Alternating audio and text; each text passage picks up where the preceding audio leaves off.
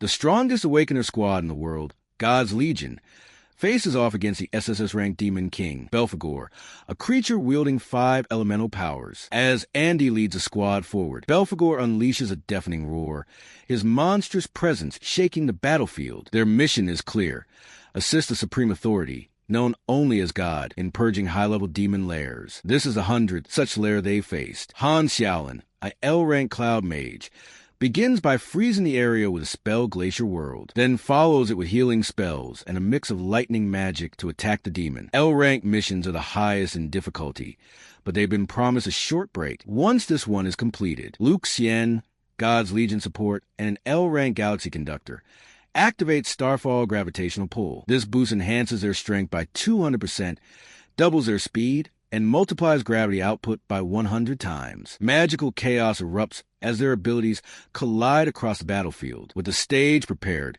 Andy steps forward and finishes a monster in one clean, sweeping strike. He stands tall, having just defeated Belphegor. As the captain warrior of God's Legion and an L-rank nuclear element holy swordsman, Andy had led them to yet another swift victory. Despite the success, the mage complains that the battle ended too quickly to be satisfying. Bowley, less concerned, says she might go hunt a few demon lairs just for fun. This mission had been rated top tier, with their entire squad deployed. The others begin asking Andy if he too finds it odd that it ended so easily, especially considering how much pressure they've been under beforehand. Andy thinks quietly, remembering how the intel described Belphegor as a unique demon king, one with 5 elements and an unknown skill. Suddenly, one of female teammates approaches Andy and teasingly asks whether, now that they're getting some time off, he plans to treat everyone to a big meal. She jokes that she'd even be fine if only she gets invited. Andy chuckles, pats her cheek, and replies that he'll gather everyone at their usual hangout in the Holy City. She sighs internally, realizing she missed another chance to surprise him. The mage quips that maybe Andy just doesn't understand women at all. Andy then pauses and asks whether that guy had followed them. The others reply that he stayed behind to clean up the aftermath and didn't participate in the battle against Belphegor. One of them adds that he's always the slowest, and the mage mutters that he's also the biggest slacker. Suddenly, the real L-rank purification mission activates. A mysterious figure, watching from afar, initiates the sequence. Immediately, the team notices that Xiaolin is down. The figure steps forward and reveals himself as the true agent of this mission, one chosen by God. Andy tries to move, but his body is paralyzed. The traitor explains that a paralyzing powder had been mixed into their meals for the past month, and is now taking full effect. He then activates God's skill, Flower Forbidden Tendrils. His goal is clear: to take down the strongest among them. Confused and alarmed, Andy wonders aloud, what's wrong with this guy? Asking himself if the man took the wrong medicine or simply went insane. Another teammate echoes the confusion, demanding to know what he's trying to do. The traitor calmly states that this is God's will, and that the true L-rank purification mission was meant to eliminate them all. As the tendrils tighten around the team, crushing them further, they scream for help. Andy remains frozen, unable to lift a finger. Desperate, he shouts, asking why the traitor wants to wipe them out. He insists that God's Legion has never done anything wrong. He pleads, wondering which God ordered this and by what right this is happening. The traitor kneels before him and quietly tells Andy that he's still as naive as ever. As he deals the final blow, he coldly asks whether God even needs a reason to destroy his own creations. Andy, barely conscious, asks whether this is truly about a god, or if this man, who had fought beside them for years, had betrayed them by choice. He reminds him that they were comrades for over a decade, and should have been like family by now. But the traitor clearly holds no such sentiment. He scorns Andy's disbelief, saying that he still doesn't understand. From the very first day they met, he explains,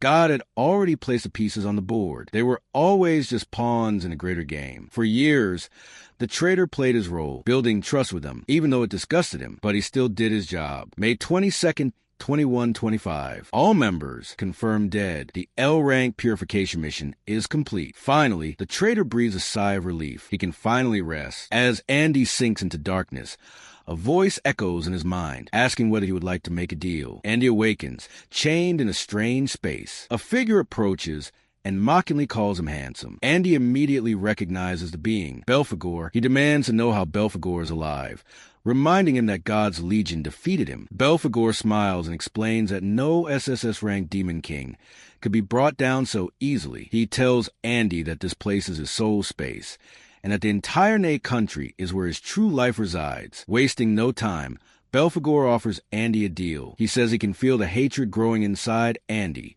the same way it once festered within him. Belphegor's hidden skill, life reversion, allows one to return to the distant past, to rewrite fate. He asks Andy whether that idea interests him. Andy thinks of his fallen comrades, the joy, the laughter, and then remembers the traitor who stole all of it away. He silently decides that he wants only one thing: revenge on that traitor and on the gods who played them all. Belphegor grins, saying that this is the answer he expected. He tells Andy that this will be his welcoming gift, and then holds out a heart. Andy hesitates. He wonders why Belphegor would help him, and what the price might be. But Belphegor simply places a heart in his hand. The darkness begins to fade. A voice reaches Andy's ears, urging him not to fall asleep and to get up. He opens his eyes. The year is 2105. Saint Nation subsidiary.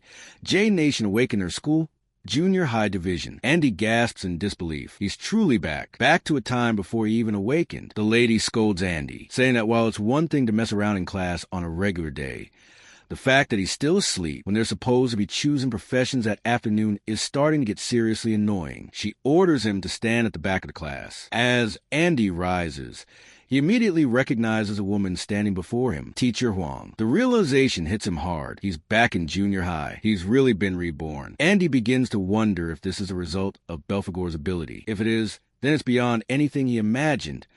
Unbelievable and incredible. His eyes scan the room. These classmates, he hasn't seen them in almost 20 years. Huang resumes the lesson and reminds the class to pay attention. She explains that there are 5 elemental powers in their world: light, lightning, fire, cloud, core, and star. However, she notes each person can only possess one elemental type. She uses herself as an example, stating that she holds the rarest of them all, the cloud element. She goes on to explain that depending on how the elemental energy combines with an individual's body, awakeners are divided into 3 general types: combat, utility, and special. Thanks to the variation of elements and categories, countless professions have emerged over time. Huang describes how their school's top guild is made up of a star mage, a cloud warrior, a core bard, and a lightning assassin. She tells the students that to even be considered for awakening already puts them ahead of most people. They are surrounded by applause and praise in their prime. However, she emphasizes that today is their most important day. She explains that there are nearly 100 known awakened professions,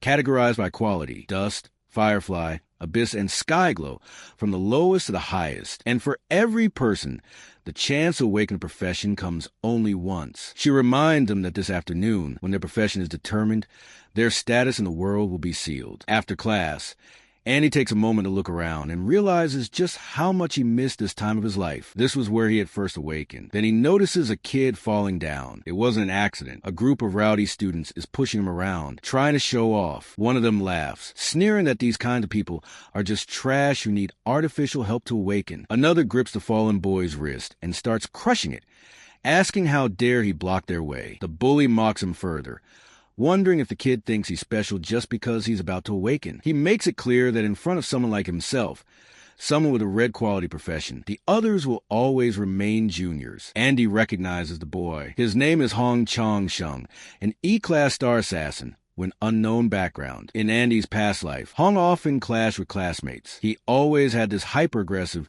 dominant nature, constantly seeking out fights. Teacher Huang suddenly steps in and tells Hong that he's gone far enough. This is still a school, after all. She questions whether they were about to rob the kid. Hong turns and greets her with a smug look, pretending that the fallen student had simply run into them and should, therefore, compensate them with a cup of milk tea each. Inwardly, Hong sneers, thinking that this teacher is trying to act tough just because she's fond of her student. If it weren't for her looks, he reflects, he would have seen to it she was thrown out of the school long ago. Huang walks over to the injured student and gently asks if he's okay. Hong shrugs it off and decides to leave. He figures he'll give the teacher some face and let things slide for now. But as he turns to go, he locks eyes with Andy. Hong approaches him and places a hand on Andy's shoulder, pulling him aside. With a cocky smile, he says he'll come back later to laugh at these weaklings. The injured student apologizes, blaming himself for being careless. But Huang reassures him, telling him he did nothing wrong. Andy watches her and thinks about how she always had a sharp tongue but a soft heart. She had helped him a lot after his awakening back then. Soon after, it's announced that Huang's class is next to enter the awakening chamber. She gathers everyone and reminds them that during the awakening process,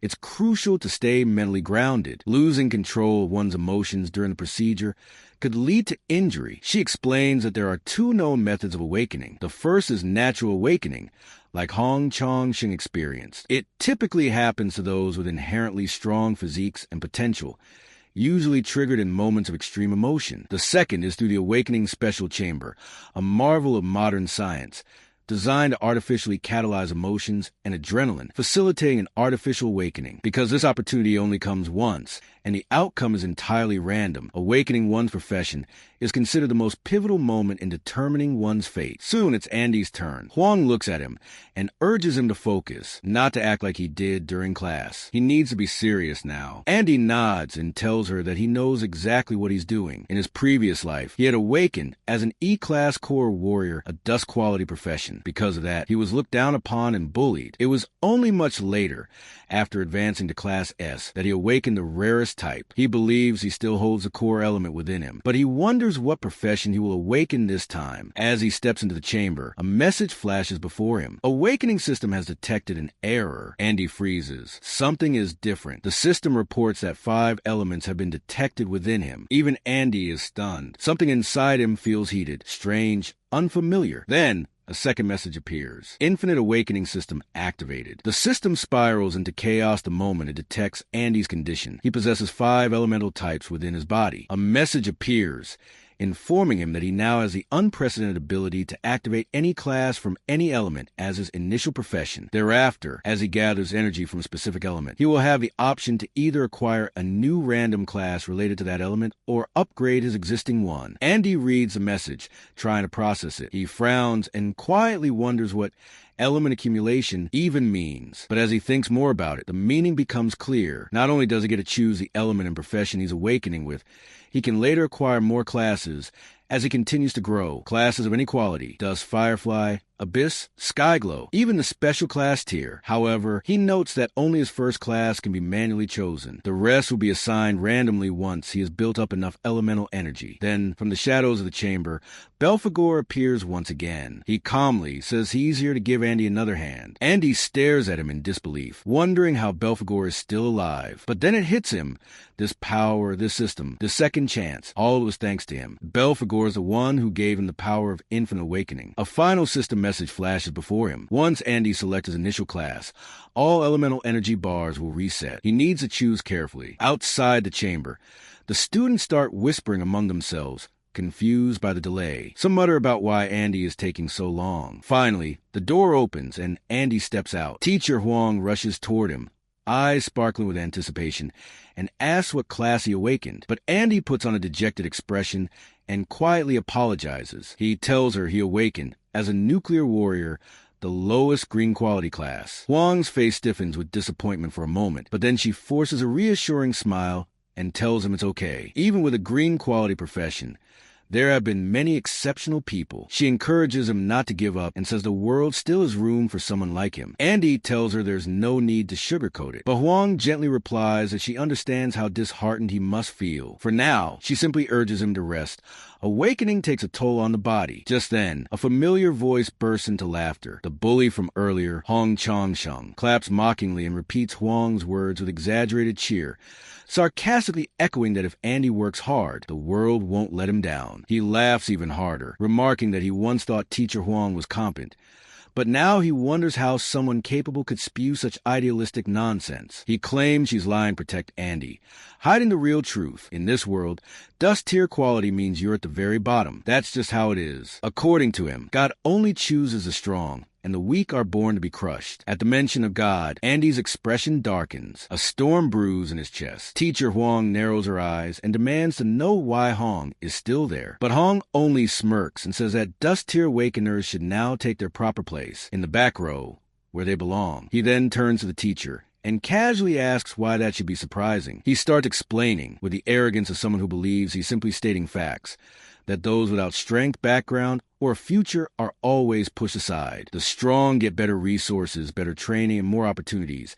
And in return, they only become stronger. He declares that dust-tier weaklings are destined from the moment of awakening to be nothing more than expendable soldiers in the awakener system. What's this talk of hard work or hidden genius? It's all fantasy. Everyone's life, he says, is decided at birth. He raises his hand, gesturing around the room, and calls the school a microcosm of the real world. Then, turning back to Huang, he says that even she, with her Firefly tier profession, is barely hanging on, nothing more than a freeloader. And as for Dust tier students like Andy, he tells them they should go home early and stop wasting government funds. But before he can say another word, Andy grabs his water cup and splashes the contents right into Hong's face. Hong stumbles back, stunned, and demands to know what Andy thinks he's doing. Andy stares him down and calmly replies that he simply doesn't like listening to him talk. The bully wipes his face, lips curling into a feral grin. Then, without warning, he lunges forward with a punch, his strength amplified by awakened power. The teacher tries to intervene,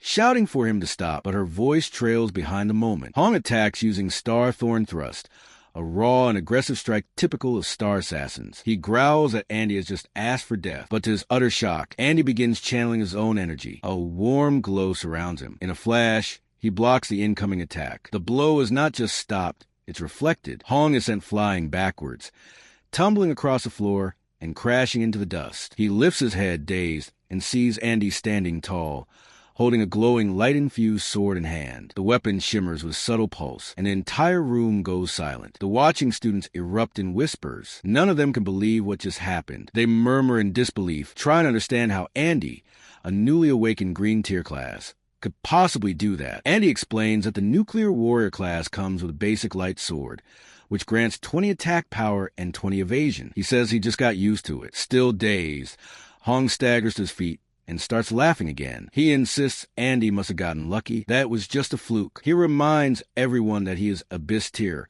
on an entirely different level. Andy, he claims, is nothing but low-grade trash. But Andy calmly says that wasn't luck. Even teacher Huang is shocked. She steps forward and confirms that what Andy used was Gibalg, a top-tier movement technique exclusive to warrior classes. She explains to class that Gibalg activates the instant a maximum attack is received. If timed perfectly, it nullifies all incoming physical damage and reflects it back to the attacker within 0.09 seconds, a reaction speed few can master. Triggering it again within that window allows for a second full reflection. She admits that her own master trained for 10 years and still failed to master it. Yet Andy, who only awakened today and has no formal combat training, had executed it perfectly. She wonders silently, how is this even possible? Hong, however, is too blinded by pride to care. He draws a knife from his coat and snarls that Andy better prepare to die. He calls him garbage and declares he'll humiliate him in front of the whole class. Andy doesn't move. His eyes are steady. The glow from his sword remains. He knows exactly what he's doing. Choosing what appeared to be the weakest class was never a mistake. It was a strategy. He thinks to himself that judging a person's future based on their birth, status, or first profession is a mistake Hong will only realize years too late. Everyone watching wonders if the two are actually going to duel. Using awakened powers for personal fights within the school is strictly forbidden. And right now, there are too many people watching. The crowd is uncertain whether they'll really go through with it and break the rules. But everyone knows the background of the two. Hong Chongqing's father is a high-ranking official, and his uncle is the school's director. Andy, on the other hand, comes from a poor family with no connections. So it's clear to everyone watching, if Andy accepts a challenge and makes a move, he'll be the one who gets expelled. They now wonder what the teacher should even do. Huang steps in between them and reminds them that everyone awakened just a day. They could very well end up as teammates in the future. She hopes they will stop being impulsive and back off. But the bully treats her words like a joke. In his mind, Andy had already provoked him too openly. There's no way he's going to let it slide now. Even if Andy were to kneel down and beg for mercy, it would be useless. He wants to show everyone the unbridgeable gap between someone chosen and someone who's a nobody. Even Andy knows how wide the gap is. The difference lies in attribute bonuses. Dust Mote quality gives no bonus, 100%. Firefly quality gives a 150% bonus. Abyss Peak grants a 200% bonus. This is why Chang is so confident. From the moment of awakening, someone with Abyss Peak quality has double the attributes of someone with Dust Mote quality. It's a gap that simply can't be closed, whether it's strength or social status. Andy is completely overwhelmed. That's what the teacher believes, and what everyone else believes too. So they wonder why Andy would provoke someone stronger. People like Hong Chong Sheng are indeed detestable, but in this society, they think survival demands avoidance, not confrontation. One must learn to swallow their pride. Knowing when to yield and when to resist is the key to surviving. Direct confrontation, they believe, is foolish and leads only to deeper humiliation. As these thoughts swirl among the crowd, Chang charges forward with his knife. Huang shouts for Andy to be careful. The teacher wonders if Andy will attempt to block, but blocking costs stamina, and Chang's attack power is high, his speed too fast. According to the teacher, there's no way Andy can respond in time. Even the bully expects an awkward dodge, wanting to see how Andy scrambles this time. But Andy isn't even thinking about dodging. He questions internally why he would bother at all, and then activates Flash Step. When the haste skill reaches 100%, Flash Step can be triggered. It allows one to pass through obstacles instantly. As a result, Chang doesn't even get to land his strike. He's left surprised, unsure of how and when he misses target. Then, turning around, he sees Andy standing behind him and realizes he's the one who got injured. He can't comprehend it. How could trash like Andy have done this? Everyone around is shocked. To them, it looked like Chang simply fell over on his own. Some even laugh, thinking maybe he slipped. Even the teacher didn't see what happened. Meanwhile, a girl silently observes everything. The moment Chang attacked, she notes, Andy activated the advanced warrior exclusive skill, Flash Step. Something must have happened in that instant. But what? How did he manage to strike so effectively in such a short time? Whatever it was, it ended the fight in a single hit. The class monitor, Chien, watches closely. She realizes that Andy not only mastered the highest level usage of basic warrior skills, but was also able to apply them fluidly in actual combat. She isn't the only one trying to make sense of it. Others, too, wonder what happened. Why did Hong Chong Sheng fall so easily? Why did Andy break the rules in front of everyone? Suddenly, a notification appears in front of Andy. Experience increased. Class EXP, plus 50. Current EXP, 50 out of 1,000. Elemental accumulation, plus 50 starfall points for heavily wounding an E-rank elemental opponent. Andy confirms a suspicion, using his class and combat grant experience. Defeating elemental opponents also rewards elemental points. But 50 points isn't much. He realizes he needs to clear monster dungeons to level up faster. The bully, still lying on the ground, is seething. He shouts at Andy not to think he can just walk away. Grabbing his sword, he rushes Andy again from behind. But a loud voice booms. That's enough. It's Hong Liang, the director of Awakening Academy Junior High, and the bully's uncle. He asks if they're not embarrassed enough already. Then he tells the crowd to disperse, saying everyone must be tired from the day's awakening and should go home, report their classes to their families, and rest. It's the weekend after all. The mention of home causes Andy to pause. But then the director turns toward Andy and questions him sharply.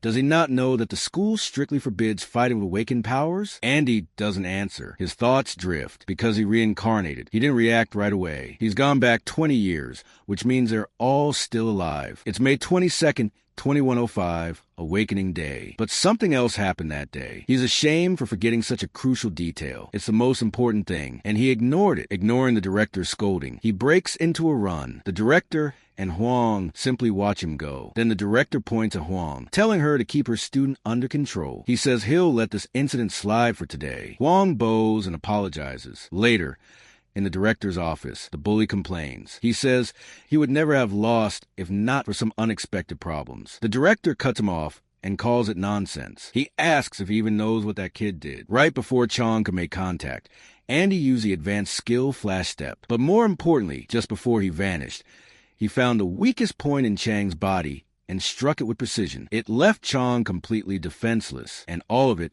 every action, was executed using just basic warrior skills. The director admits that even with 15 years of battlefield experience, he might not have been able to use those techniques as skillfully. He compares a fight to a professional gamer toying with a max-level elementary schooler using only basic controls. He concludes that Andy is far from ordinary. Meanwhile, Andy is still running. If there's anything he must do after reincarnating, besides seeking revenge, it's this one thing. As he reaches a certain location, he remembers a figure he once saw, a man shrouded in a dark aura. Back then, he was helpless. But now, even if it kills him, he must stop what's about to happen. There's a guy just chilling in front of the TV, his wife next to him. Outside the window, Andy is watching them quietly. After a moment, he heads inside. They notice him right away and mention how early he's back from school. But the second Andy sees his mom, he gets overwhelmed with emotion. It just hits him how lucky he is that she's still alive. She's all smiles, happy to see him too. completely unaware of what's about to happen. She tells him she's cooking his favorite, hot and sour noodles. Andy, though, says he feels like eating pickled fish today. She laughs a little and says that'll be for tomorrow since today's meal is already cooking. But Andy really pushes for it.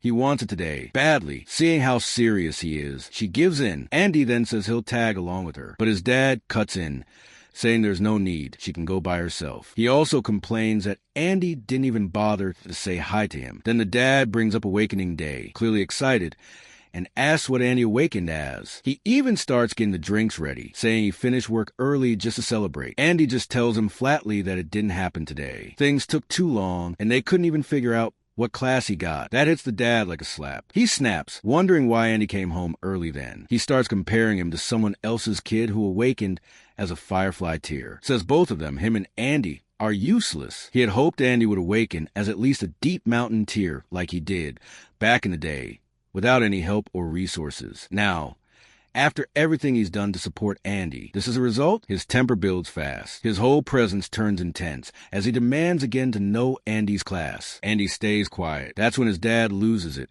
and smashes a bottle over his head. He mutters that Andy's probably just a dust tear. Even though this man is his father, it's clear he's always been violent and out of control. Time seems to slow for Andy. The memories come rushing back. He remembers this day in his past life, the day everything went wrong, when his dad found out he was dust tear. He went into a rage and beat the crap out of him. Andy had been too scared and powerless to do anything. Like always, his mom had tried to shield him. His dad beat her for an hour that day. Her leg was broken, and she hit her head so hard she was never the same afterward. Andy had cried like crazy that day. But this time, things are different. Yeah, he only awakened as an E-tier nuclear warrior, and sure, it's not flashy, but he picked that class for a reason. It has potential. It's just not ready to shine yet. His dad, though, is a whole different beast. A C-tier deep mountain awakener with loads of combat experience. Way stronger than someone like Hong Chong Sheng from school. Andy knows he can't win right now. His dad keeps ranting about how he regrets ever having him. Says he's not letting this go until he gets an answer. Andy realizes he gotta act fast. His mom needs to get out of this house.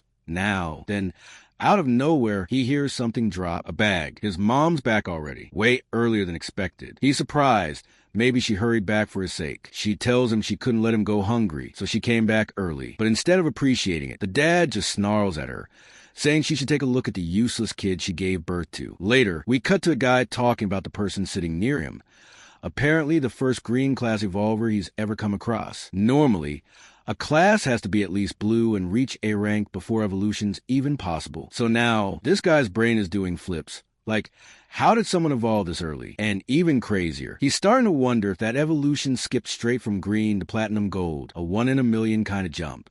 He's burning with curiosity, especially since this place they're in, it's not your regular holding cell. This is where only death row inmates are brought in. But the guy across from him, who looks a lot like Andy, doesn't really care what others are thinking. He just mutters that the man he took down deserved it, because the last thing he could tolerate was someone beating his mom to that point. He still remembers it clearly, how it all unfolded right in front of his eyes. His father had been completely consumed by rage. As an awakened, even without using any actual skills, he was way stronger than normal folks. Just a basic punch from someone like that is enough to hospitalize a regular person. But when he tried to go after Andy, his mother stepped in without hesitation. She got in the way, trying to protect him, but it was too late. He remembers his dad saying that when he found out they were having a son, he'd been genuinely happy. Thought it was finally his chance to redeem the family name. The other two sons from the extended family couldn't produce a male heir, so everything was riding on him now, to bring honor to their ancestors or whatever twisted idea he had a legacy. The mother had broken down in tears, asking why it had to be like this, but the man didn't listen. He just kept yelling, demanding to know why their son awakened into something as pathetic as a green class, called him a good-for-nothing who'd never even evolve, and then blamed her for it, saying it was all because of her weak genes. And just as he was about to strike again, this time with flash step, Andy had jumped between them. The force that was meant to crush her ended up slamming right into Andy instead. That's when Andy told him to back off, stay away from his mom. But instead of backing down, the father got excited, said it was interesting to see his son finally growing a spine, said it was good, very good, but he also chuckled. Say it would still take a while before Andy was truly strong. In his head, he was already planning, thinking he had to suppress the kid before he became a real threat. The next blow came in fast, and even though Andy tried to block it, his sword snapped clean in two. The attack tore through his defense like paper. The gap in their strength was just too massive. Andy's ribs screamed in pain, on the verge of breaking. But his father wasn't the kind to tolerate defiance. So he went all in and used heavy black thunder on Andy, all while the boy was still standing there, trying to protect his mother. The man had turned into a monster. Andy, in that moment, realized something terrifying. He couldn't even dodge anymore. But Andy wasn't going to let the same tragedy happen again. Not this time. His dad sneered, saying just because Andy had awakened didn't mean he was some hotshot. Then he grabbed a nearby chair, ready to smash it over Andy, all while mocking him, saying he doesn't even recognize his own dad anymore. But then, loud pounding on the door, a voice called out, demanding it be open immediately. The father froze, confused. Who the hell was ruining the fun at a time like this? Andy, though? He knew. He planned this. When the door finally swung open, in walked Deputy Captain of the Inspection Team, Red A-Rank Divine Caster, Liang, with his teammate, Blue C-Rank Inspector, Chun Jin-woo. They asked why the door hadn't been opened yet. What exactly was he so busy doing? That's when reality hit the father. He looked stunned, totally thrown off by who was standing there. Why was his deputy captain suddenly in his home? The captain casually explained that they'd received reports that the fugitive known as Snow had been seen near this area, so they were checking every unit one by one. He even held up a wanted poster and asked if they'd seen anyone suspicious. The father laughed it off, said that guy's face is all over the news. If he'd seen him, of course he'd report it. In the background, Andy's mother finally let out a small breath, a little relief at last. But then the deputy looked closer and spotted Andy. He asked what happened. Why was the boy injured? The father clapped the man's shoulder and brushed it off, said the kid was just clumsy, sent him out for groceries, and he managed to trip on something, nothing serious. But Andy cut in, furious, and told the truth. His father had hit him. The room went silent. The father froze, clearly not expecting Andy to speak up like that. About 18 minutes ago, downstairs, Andy had made a call from a small shop across the street. He told them he saw someone going into Building A of ZU Mansion who looked exactly like Snow, the same guy who's been all over the internet. Now, one of the deputies turns to Andy's father and asks if what the kid said is actually true. The father just laughs nervously and says he was just joking around. How could he ever hurt his own son? Says it breaks his heart just thinking about it. But before he can finish his sentence, Andy cuts in, calmly listing off all the injuries. His arm was hit by a stool, his head got smacked with a wine bottle. He got punched here, kicked there, all of it visible and verifiable right now. Both the deputy and the father go quiet, not sure how to respond. Andy goes on to explain that under the Divine Canon Awakened Management Regulations, Chapter 8, Article 4, any awakened person who can't control their violent impulses and harms others has to be detained immediately. The penalty is 15 days in an awakened prison. The deputies are shocked that this kid not only knows the law but can recite it like a pro. The father loses it and shouts Andy's name. But the deputy quickly steps in and tells him to calm down. He introduces himself as Li Yong from the inspector team and says that he's placing him under arrest. He reminds him of his right to remain silent. As the father continues yelling and cursing at Andy, the deputies hold him down, warning him that if he resists, they'll use force. Even while being dragged out, the father won't stop screaming. Once he's finally gone, the whole room feels lighter. Andy's mom rushes forward and hugs him tightly. And Andy comforts her, telling her everything's going to be okay now. In his mind, he's just glad he was able to protect her this time. 15 days, that's how long he's got. He quietly tells his mom that this is the last time anything like this will happen. He'll use these days to get stronger. He's not letting this pain go to waste. Unseen by anyone, he'd swipe the safe key from his dad. The same key his father once betrayed his own teammates for. That very thing had helped Andy climb from the bottom of the E rank to C rank in his last life. He heads to the safe, hidden in the most secret corner of his room. Nobody else in his family even knows it exists. In his previous life, he only found out about it after he died. This time, with the safe, he plans to swallow the demon's Denver. It's the only way to upgrade his profession now. Problem is, all demon dens are controlled by the Divine Guild, and without being a guild himself, Andy can't enter most of them. His only choices are school-managed ones, or the few that remain hidden. We cut to Andy finding one of those, an undiscovered, hidden demon Denver. He knows that he needs to move fast. He has to get stronger than anyone else, and fast. The demon den is full of monsters. Fighting them gives you experience, boosts your level, and increases your combat ability. It's the only path forward. The profession levels go from E, D, C, B, up to A. It's May 22nd, 2105, Friday, 2202. Meanwhile, back at the inspector detention room, some officers are discussing how this case had the whole team on edge. Even the vice captain had been dispatched, and still they found nothing. They wonder if it was just a false alarm, but agree that when it comes to rebels, they can't afford to take any chances. If snow actually shows up on the anniversary day, it'll be a major disaster. One of them mentions that the captain might be returning early, but the other quickly shuts him up, saying that's above their pay grade. Cut to Andy's father in the holding cell. He yells out, trying to catch the vice captain's attention. He pleads for mercy, swearing it's his first time and he'll never do it again. He even tries to bring up the vice captain's wife, how his buddies run the best postnatal care center in Chusey County. The deputy stops him, asking if he's seriously trying to bribe the inspection team now. Turns out the father used to be part of a guild himself. It's hard to believe how far he's fallen. They warn him that if he keeps pushing it and gets caught bribing officials, this won't just be a case of detention anymore. He should just rest up. He's being transferred to the Awakened prison tomorrow. They advise him to cool off, but the father doesn't stop thinking about Andy. Even in the cell,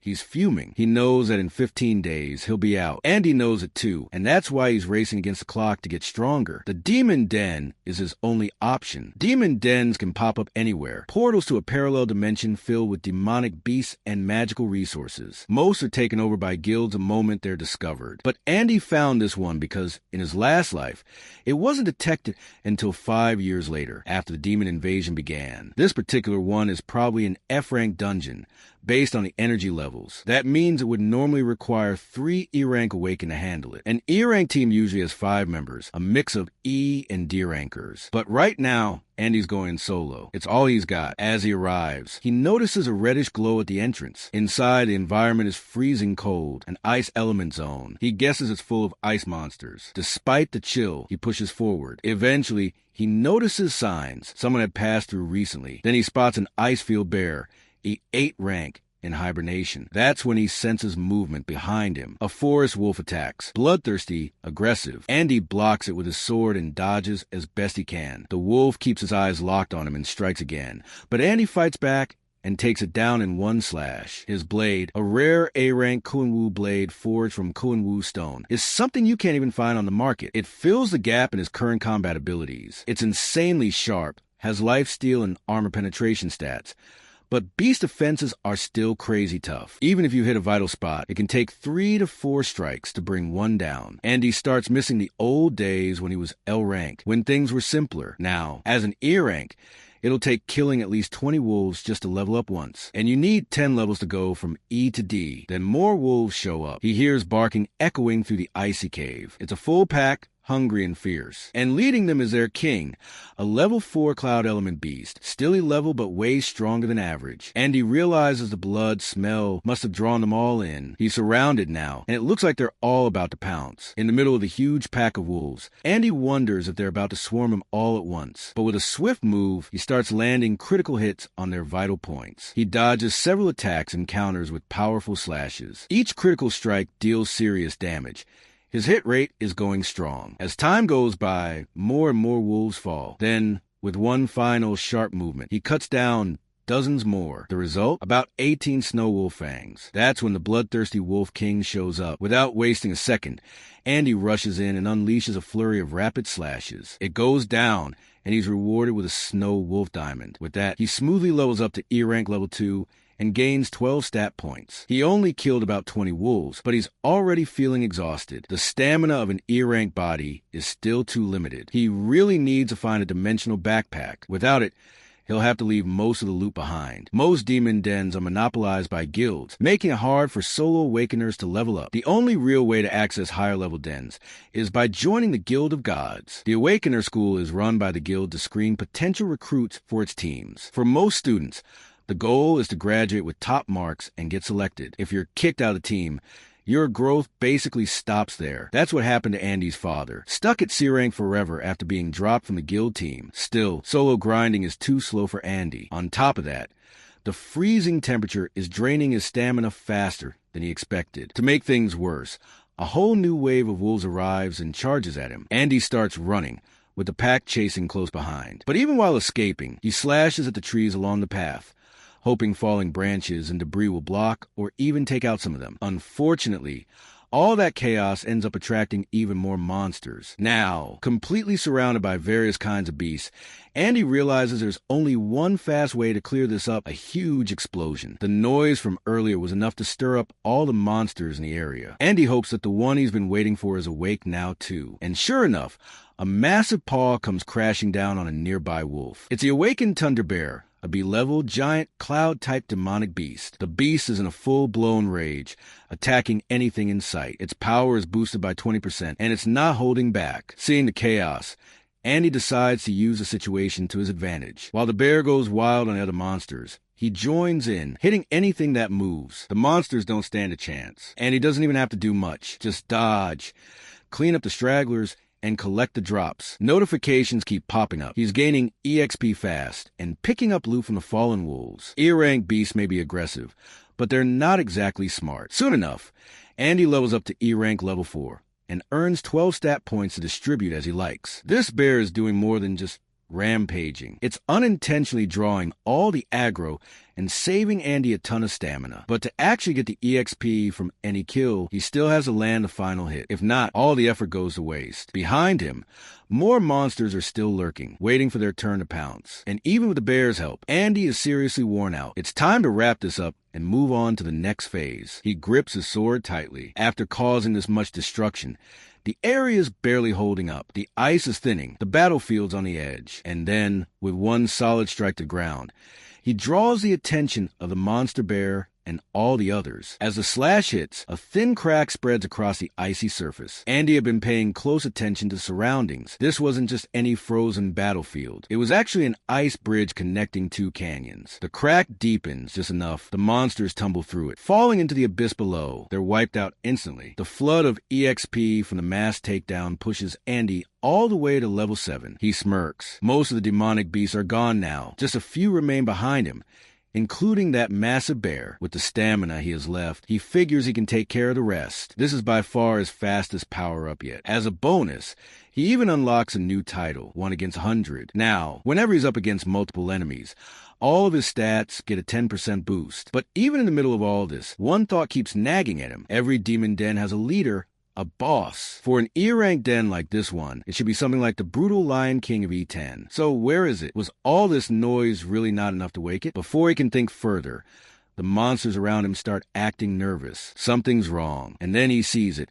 Now the bear and the other monsters are frozen solid, completely out of the fight. And he knows what's coming. This is it. The final boss is about to show itself. He pushes forward, but his leg is already freezing, and he's right next to a steep valley. Worse yet, the so-called ice bridge beneath him, it's a trap too, a forged battlefield made to collapse when the time is right. And he knows he has to act fast. The boss is just waiting to swoop in at the last second to steal all the rewards. And if he doesn't figure something out soon, it just might succeed. And he can't help but wonder, how could a boss-level creature like this be hiding in such a low-level area? Something's definitely off here. And then, just as he suspects, a new monster appears. But this one is clearly different. It's intelligent. This isn't just another brute. Standing tall in front of him is the level 11 Cloud Elemental, Maze Cave Lord, King of the Azure Forest. And he's not alone. Beside him are 2 level 10 E-rank Cloud Demon Warrior Lieutenants, demonic monkeys, agile and dangerous. One of them locks eyes with Andy and smirks. That smirk says it all. It's already sizing him up,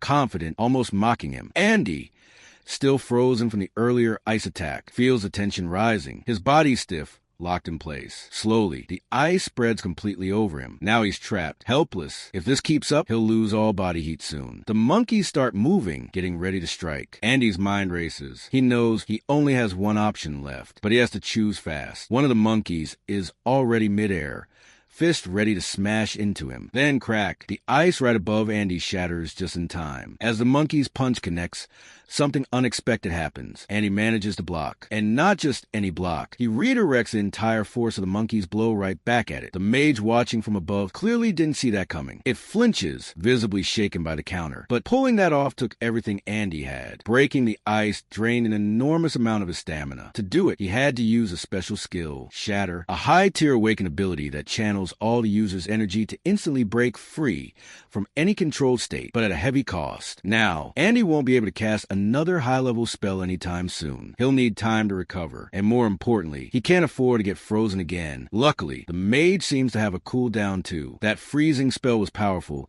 and from the looks of it, it can't be spammed. Andy figures he's got a window, a small one, to turn things around. But then the mage raises his hand again, starting a new spell. Andy immediately feels a shift. Something's wrong. The bear that had gone berserk earlier, it's now standing beside the wolves, and all of them are staring him down, roaring. Unified. Is the mage trying to control them? Andy can feel the pressure mounting. That bear is massive, and its roar alone sends a chill down his spine. This is bad. Really bad. He might have been able to handle the monkeys, maybe even the wolves, but all of them together, led by a mage and a berserk bear, that's pushing it. He grips his weapon tighter, knowing he's got to make this next move count. Above him, the mage stands like a conductor orchestrating the chaos as the army of monkeys, wolves, and the bear waits for its signal. Andy knows if more enemies show up now, there's no way he's surviving this. And right then, the monkeys make their move, charging in, weapons raised. Andy blocks the hit. His chances of winning here? Basically zero. But even so, he keeps fighting with everything he's got. More monkeys start charging toward him, weapons raised,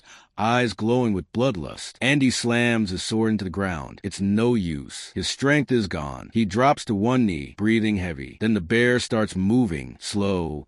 Heavy steps shaking the frozen ground as it approaches him like an executioner. Andy forces himself back with a quick roll, landing on his feet just in time. He glares up at the beast, his body freezing, muscle stiff, breath visible in the icy air. The cold is draining him. Fast. He's surrounded. It's not just a fight anymore, it's survival. And then the mage starts smirking. He raises a hand. Ice Storm Raid. Andy's heart sinks. That was the one attack he'd been dreading the most. He didn't expect a cooldown to be so short. If that spell hits him again and freezes him, it's over. But Andy's been through this kind of thing before. In his past life, he faced so many near-death situations that he developed a sense, a gut instinct, for survival, for spotting the one thread of opportunity in the middle of chaos. And right now, he sees only two options. Option one, stay and keep fighting, but his stamina is gone. Even if he tanks the hits, he won't last long against high-level demon beasts swarming him from all sides. Option two, run. Jump off the edge of the cliff into the valley below. Risky? Definitely, but it's his only shot. His legs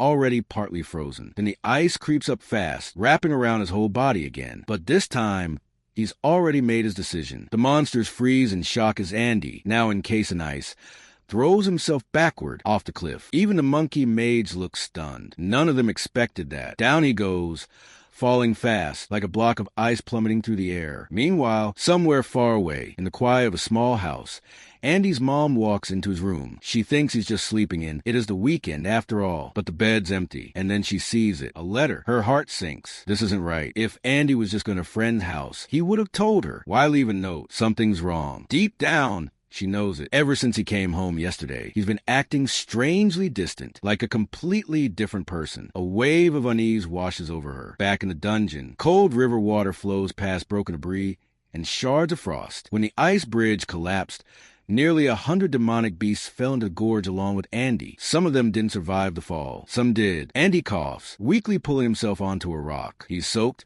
shivering and barely conscious. His vision blurs as he looks up at the cave ceiling far above. He made it, just barely. He starts dragging himself forward, scoffing between ragged breaths. That fall cleared the S-rank ice wolf lair. He guesses he must have taken out around 60 monsters, but he only leveled up 3 times. That means 40 of them probably survived the fall too. He glances down at his system status. Hypothermia, continuous blood loss, status weakened. On top of that, the impact from falling into a river from such a height almost broke his body. He's cold, drenched, bleeding, and still alive, but barely. He lays back for a moment, eyes closing as he wonders, is this finally his limit, or can he still push forward? Even though Andy's completely exhausted, body battered, stamina nearly gone.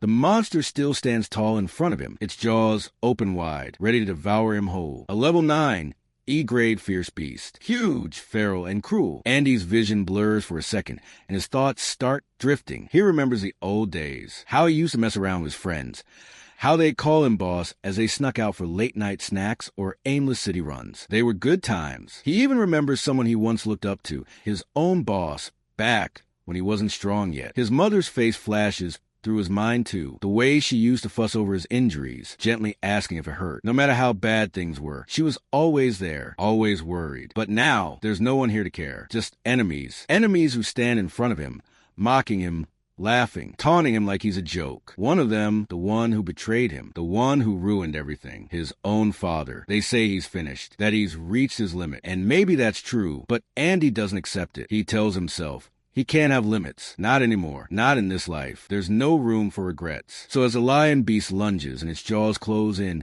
Andy suddenly grabs hold of its fangs, stopping at mid-bite. Even the monster looks surprised. With rage burning in his eyes, Andy growls that he won't let it happen again. Not the pain, not the failure, not the helplessness. He's already lost once, already died once. So this time, no more mercy. He kicks the monster square in the jaw with every bit of strength left in his body, sending it flying backward. He's still shaking, still tired. But somehow he's standing, and then something shifts. An aura begins to form around him, pulsing alive. The beast rises again, snarling. But now Andy doesn't flinch. He's changed.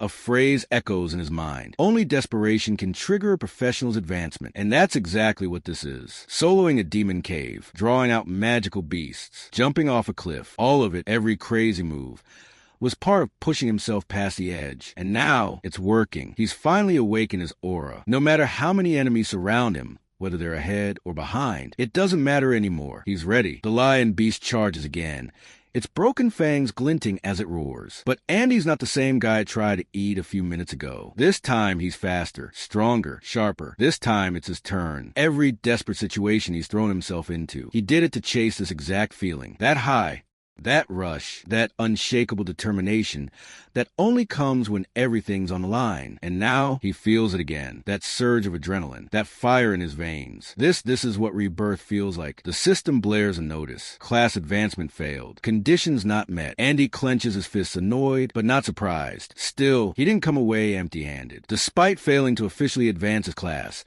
he somehow unlocked a powerful skill far earlier than expected. Core system, Holy Swordsman, Pure Land. Not the full class, but the ultimate skill. That alone is a game changer. He smirks a little. That's more than enough to turn the tables. Just in time. 2. The monster in front of him lets out a deafening roar and charges. Andy doesn't back off. He dashes forward, and with a single sweeping strike, activates Pure Land. A wave of radiant energy explodes from his blade, washing across the battlefield. Monsters stop mid-motion. One by one, they start collapsing. The system floods his vision with pop-ups. All surrounding enemies defeated. EXP gained. Items acquired. Rank up. B-class achieved. Status effect cleared. Fatigue plus stamina restored. New title unlocked. Icefield Wanderer. Ultimate skill learned. Pure Land. The Pure Land side effect kicks in like a dream. Fatigue gone. Stamina maxed out. It's like he just woke up from a full night's rest, and he's stronger than ever. Andy lets out a slow breath. Everything's clicking into place. The monsters? Nothing but warm up now. He starts cutting down wave after wave with ease. Ice beasts that had pushed him to the edge before now fall, without slowing him down. It doesn't even feel cold anymore, thanks to the Icefield Wanderer title. His freeze resistance is through the roof. As he levels up again, level 9 now, he's starting to feel like he's becoming the kind of monster his enemies used to fear. He reflects on Pure Land's mechanics. The skill stores all the damage and fatigue he takes, and then releases it in one massive area-wide strike. It's not just powerful, it's strategic. The more desperate the situation, the deadlier the payoff. And the passive effect? Continuous stamina and fatigue recovery. He couldn't have asked for a better gift. Time is blurry now, and he has no idea how long he's been in the dungeon. But one thought starts weighing heavy again. He needs to get back soon. His mom's probably worried sick by now. He climbs a jagged cliff, pushing through layers of frost and shattered rock, and finally reaches the top. There, standing quietly in the center of a snowy plateau, is a worn-down structure, something between a shrine and a small temple. Inside it, A familiar figure sits in meditation, a demon monkey, but not just any, the one he's been hunting. As Andy steps forward, the monkey's eyes snap open. It senses him immediately, and chaos erupts. But Andy doesn't even flinch. His sword is already out. He's been waiting for this. He narrows his eyes and tells the creature, calm but cold, they meet again. He's at level 10 now, and after defeating the carved icefield bear, he's no longer the same guy who had to jump off a cliff to survive. No. Now he's the predator. And this monkey's going down next. Perfect time to hype the video up. I would really appreciate it. Back home, Andy's mother paces around, growing more and more anxious. She keeps glancing at the clock, wondering why Andy hasn't come back yet. He's never usually this late. She's already cooked his favorite meal, setting the table and hoping he'll walk through the door any second. A part of her hopes he's just being reckless again, not hurt. She mutters under her breath, wishing he wouldn't push himself too hard. But Andy has no idea about any of that right now. He's deep inside a dungeon, locked in a brutal showdown with his toughest enemy yet, the monkey mage bastard he's been chasing. The monkey's not alone, of course. There's a whole squad of them guarding the area, but Andy has already taken out a good number. Still, the mage is holding his ground behind the pack, watching carefully. The moment the mage locks eyes with Andy, he lifts a finger and signals. One of the monkeys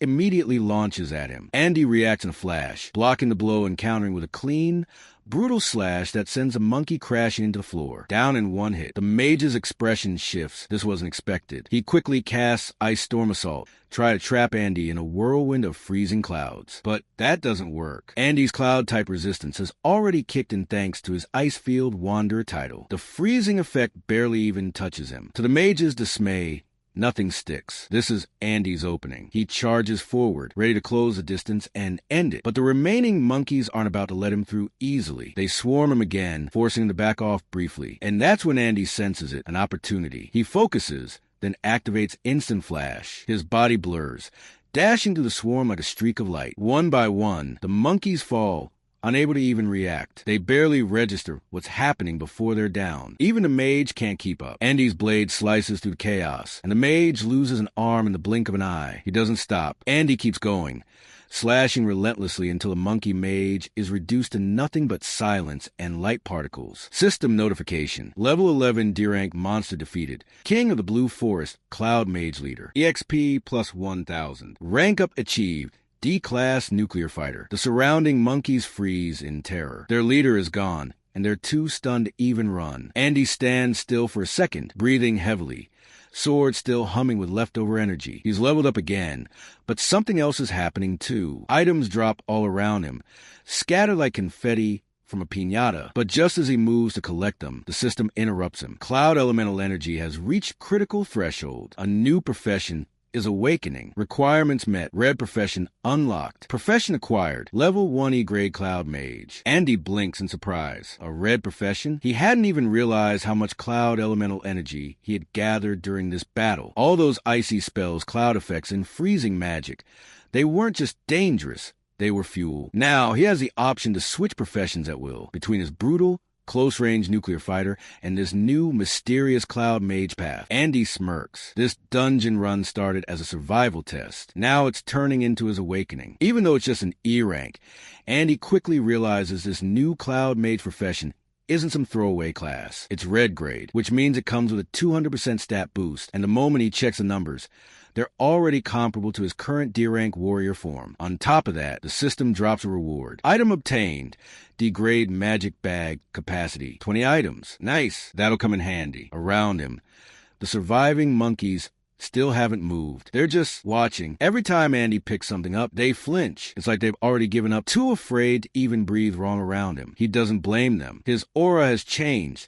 Red sparks now swirl around with a soft hum. It's not just strength anymore. There's something different about this power. Something unfamiliar, but exhilarating. There are still a few grunts lurking, but Andy doesn't even hesitate. He switches to Cloud Mage mode for first time, and prepares to test out what this profession is truly capable of. Meanwhile, back home, his mother sits by the table, still waiting. The food on the plate has gone cold, untouched. She glances at the clock. Again, her fingers grip the edge of the tablecloth. She whispers to herself, "Please be okay, just come back safe." Then the door opens. She shoots up from her seat. In an instant, Andy steps in, brushing dust off his clothes. He looks exhausted, but still stands tall. "Sorry, Mom," he says with a weak smile. "I made you wait too long." But she doesn't say a word. Instead, she rushes over, throws her arms around him, and hugs him tight, burying her face in his shoulder. The tears come instantly, pouring out like they've been waiting for hours to fall. She doesn't care about apologies or explanations. She just needs to hold her son. Andy gently hugs her back, smiling softly. "Wait," he asks, looking around.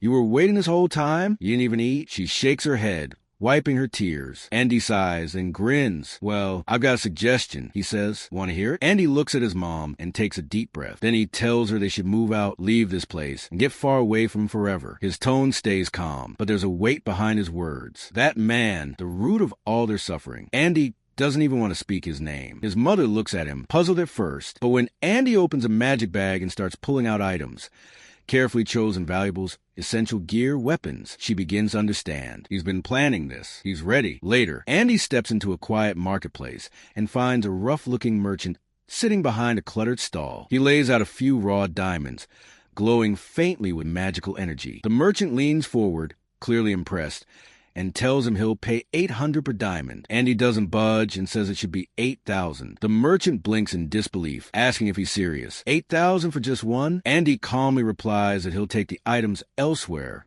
if it's too much. Trying to keep the deal alive, the merchant tells him not to get greedy and offers $2,000 for everything. Andy counters with $5,000. The merchant chuckles nervously, realizing this kid means business. He raises the offer to $3,000 and tells Andy that's his final price. But Andy stays firm and says $6,000. The merchant groans, asking why the price keeps going up. He expected the kid to negotiate downward, not escalate. Andy folds his arms and insists on $7,000. Final offer. He's ready to walk away. The merchant, now sweating, finally agrees. He tells Andy to stop shouting and says they have a deal. Andy smirks inwardly. In his past life, he dealt with many magic or dealers. He knows the market. These diamonds will fetch even more. But for now, $7,000 is a win. With that money, he rents a clean, comfortable house. He pays a month's deposit, 3 months rent up front, and gets utilities and management fees waived. It's $15,000 per month, and completely worth it. Days pass. His mom settles into their new home. For the first time in years, she seems truly happy. She smiles while cooking, keeps the windows open, and her body no longer holds that constant tension. Andy leans against the hallway wall and watches her quietly. It's been so long since he saw her this relaxed. In his previous life, she never got to enjoy a single peaceful day. But now, Andy is determined to make sure she gets many. Still, he remains on edge, despite reaching D rank, awakening a new cloud mage profession and solving their housing issue. That looming threat still exists. That man could reappear any time and destroy everything. Until that danger is completely gone, Andy knows he can't let his guard down. So he decides he'll return to school tomorrow. It's time to figure out who's still standing and who's going to fall. For now, Andy already has a D-rank weapon, the Demon Stone, a magic-infused item that can be polished and carried around. It boosts elemental power by +40, spirit by +40, and expands magic range by 50%. With it in hand, Andy feels like he's ready to search for that thing. Later, on May 24th, 2105 Sunday, at 8 p.m. in various locations, people begin stepping out of glowing portals. They approach a young man and compliment him on how much he's improved. His sister suggests he take a break and rest, placing a hand gently on his shoulder, but he smacks her hand away without hesitation. He has no interest in resting. Time is still on their side, and he'd rather dive straight into the next demon lair to get extra training. He refuses to let anyone get ahead of him, confident and relentless. He believes that no one is improving faster than he is. He's already reached Galaxy Assassin level 3, still within E rank. In the upcoming simulated combat test, he plans to show everyone who the real genius is. That's what fuels his tireless grind. Meanwhile, elsewhere, a woman quietly observed the scene, analyzing the data. She notes that none of this year's newly awakened possess a golden tier profession. She concludes there's probably nothing surprising coming in the simulated test, nothing to look forward to. The next morning, May 25th, 2105 Monday, at 7:30 a.m. in a rented home, the dining table is loaded with delicious food. Andy's mother smiles brightly as her son rushes around. She gently asks why he didn't wake up earlier. Andy apologizes, but she just tells him he was sleeping so peacefully that she couldn't bring herself to disturb him. She pats his head and tells him to eat slowly. It's okay to be late once in a while. Andy sits down and agrees. It really had been a long time since he'd slept so well. This peaceful breakfast, this quiet joy with his mother. It's something he's never truly experienced before. Then suddenly, his mother pats him softly on the shoulder, and he pauses and asks if something's wrong. She simply wonders if there's anything he wants. maybe a toy, a book, or even a new electronic device. Andy laughs, caught off guard, asking why she suddenly wants to buy him something. She smiles gently and reminds him that next Friday is his birthday. And just like that, it clicks for Andy. June 5th, his birthday. It really has been too long. In his past life, after his mom passed away, no one really bothered with his birthday anymore. Eventually, even he forgot about it. Now, sitting here with her, he starts thinking what's something he actually wants. He keeps trying to figure it out, but nothing specific pops into his head. And then he looks at her. She's right there, alive, smiling. That's when it hits him. What he wanted most, he already has. Now, it's just about what's next. That guy, the one who ruined everything. Andy hasn't forgotten, and he's not going to stop until he takes him down. Later on, at the Awakener-affiliated school, the teacher gathers the students and says it's time to get serious. The weekend's over, and now it's all about the devil's actual combat. He tells them this isn't just some normal school activity. Their school is directly linked to the Divine Guild,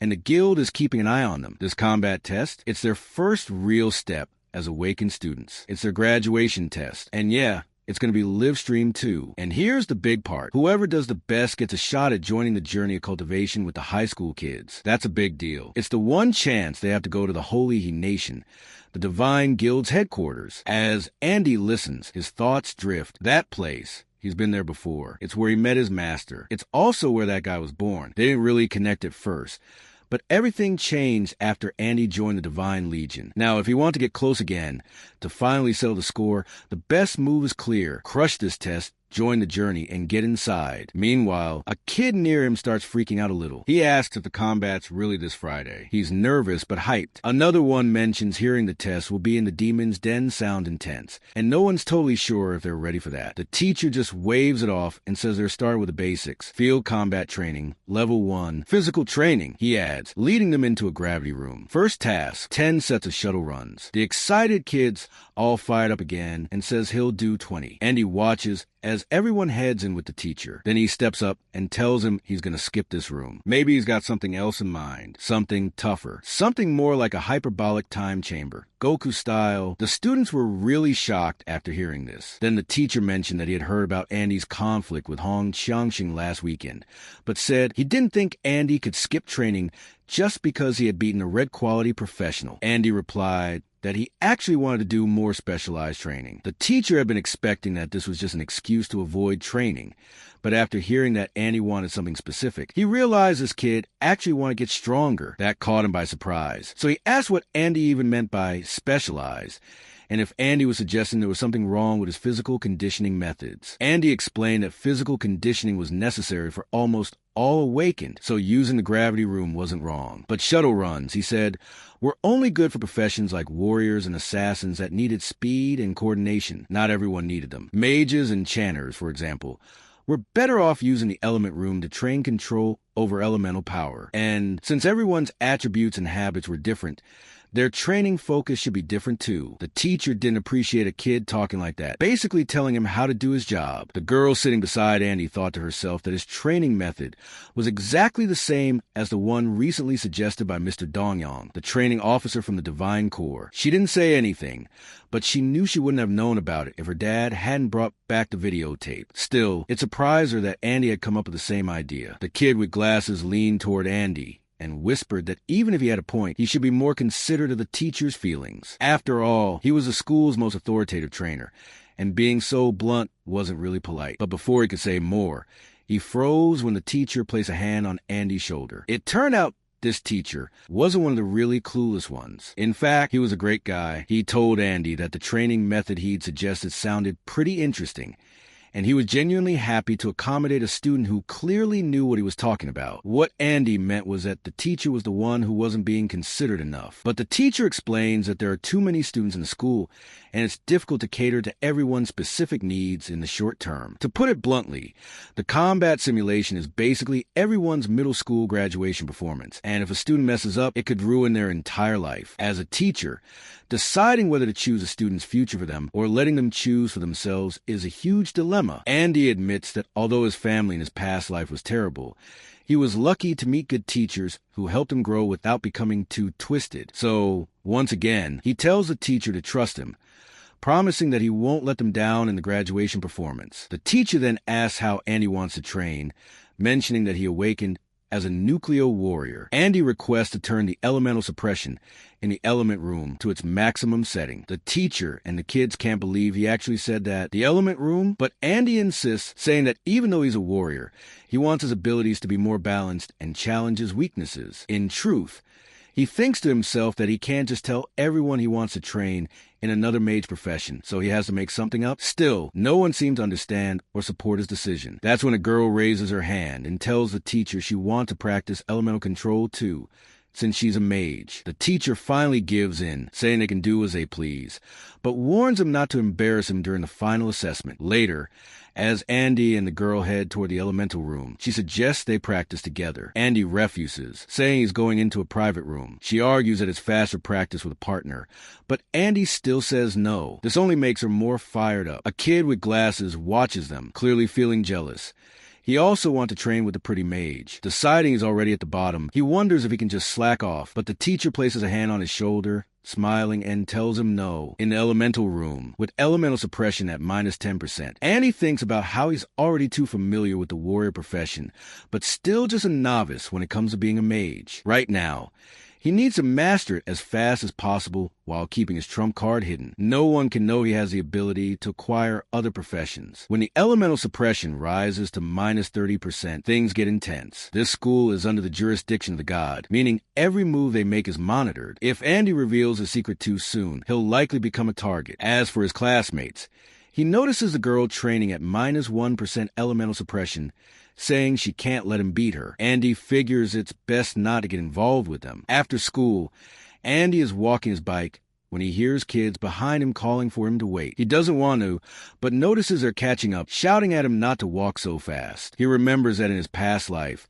these two were his best friends in middle school. They were all at the bottom, got bullied, and often hung out together after class. They used to joke about never making it to high school, laughing it off as if it didn't matter. That was his only happy time back then. But in this life, his goal is revenge, and he feels useless social interactions will only slow him down. Besides, Specs is one of them, and Andy doesn't want to get close. His friends, however, feel hurt. They wonder why Andy's acting like this, saying he ran off alone again, just like on Friday. One of them says he thought they were supposed to be an unbreakable trio, but the other points out that Andy's gotten stronger and more confident after awakening. They wonder why someone riding a bike would wait for someone walking anyway. A little later, they spot Andy again. He calls out, greets them, even tells Specs he should get his lungs checked. His friends light up, saying they knew he was waiting to go home with them, but Andy denies it, telling them they just can't keep up, then rides off. The excited friend suddenly feels annoyed, shouting after him, accusing him of waiting just to mock them. He insists that if he hadn't worn himself out on the shuttle runs,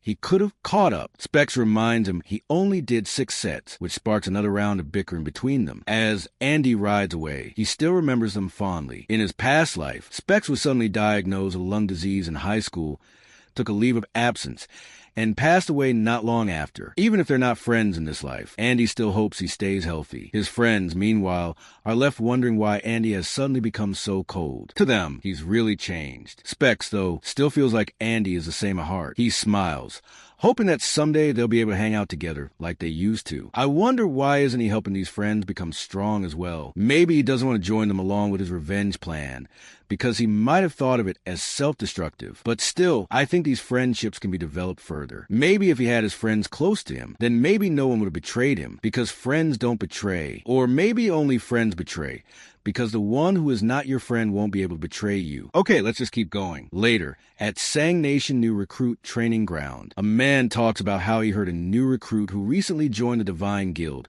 has been performing exceptionally well. He tells another guy that he must be the one who broke all the records. The other guy replies that he's flattering him and says he's just here to report. On Monday, 5/25, while eating, Andy tells his mom not to go out alone from now on. He also says he'll be home early in the evenings and bring groceries. But in his mind, he knows that's not enough. He needs to give her a safer, more stable life as soon as possible. Later, at the Awakened prison, prisoners line up for food, and among them is Andy's father. He exchanges a few words with someone, telling him he'll leave a certain matter to him. The guard reassures him it's all been arranged and says someone can get out tomorrow. Looks like something big is being planned and another epic battle might be on the way. On Tuesday on campus, Andy reflects on how he's gotten used to the mage's controls. The key is managing casting time and calculating the needed elemental power. His friend says he can do 10 sets today, pushing himself to keep up with Andy. On Wednesday, the guy with glasses is also giving his best. Later, the spec guy and the other friend wonder if they should all have dinner with Andy.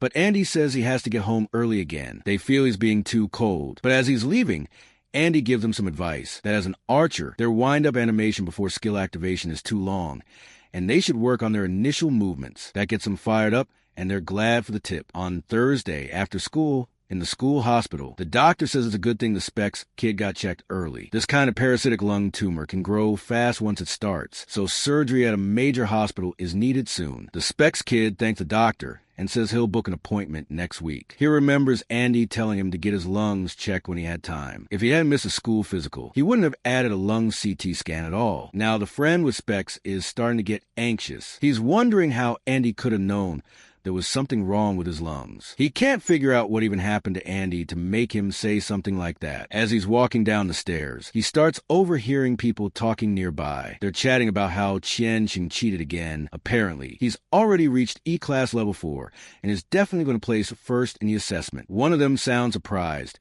asking how that's even possible since you normally have to go to a labyrinth to level up. The other guy explains that Qianxing's family actually owns a private labyrinth, one that's specifically used to train their family's private army. The Specs friend keeps listening as they go on. They mention that the guy who provoked Qianxing last weekend is about to be taught a lesson after school today. Another person says they knew it. There's no way Qianxing would just take such a big loss and let it go. This time, he's armed, and since it's going to happen outside school grounds, he might be planning to take the guy down permanently. Hearing all of this, the Specs friend starts feeling really worried. The Specs guy immediately starts running, thinking to himself that he knew he shouldn't have provoked someone like Qianxing. As he's sprinting, he tells himself he has to hurry and help Andy. Outside of school, Qianxing will definitely use some dirty tricks to ambush him, maybe even call a bunch of people to gang up on him. But then, out of nowhere, his steps slow down. His motivation, which was sky high just a moment ago, suddenly feels dulled. He thinks back to how Andy saved him,